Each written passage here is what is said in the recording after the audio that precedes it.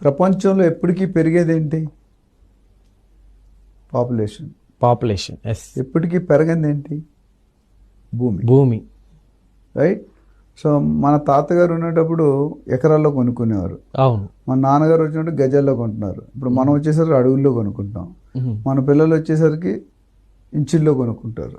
మన మనవాళ్ళు వచ్చేసరికి సెంటీమీటర్లో కొనుక్కుంటారు. ముని మనవాళ్ళు వచ్చేసరికి మిల్లీమీటర్లో కొనుక్కుంటారు. ఎందుకని?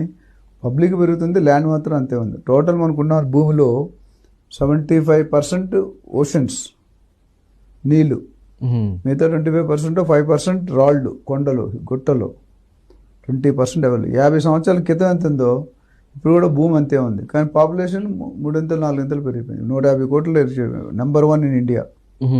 చైనా వాళ్ళు కంట్రోల్ చేస్తున్నా మనం ప్రొడక్షన్ పెంచేస్తున్నాం. ఓకే. అది ఉన్న తక్కువ జాగాలో డిమాండ్ ఎక్కువ అవుతుంది, సప్లై తక్కువ అయిపోతుంది. డిమాండ్ ఎక్కువ, సప్లై తక్కువ అయితే రేట్లు పెరుగుతాయి.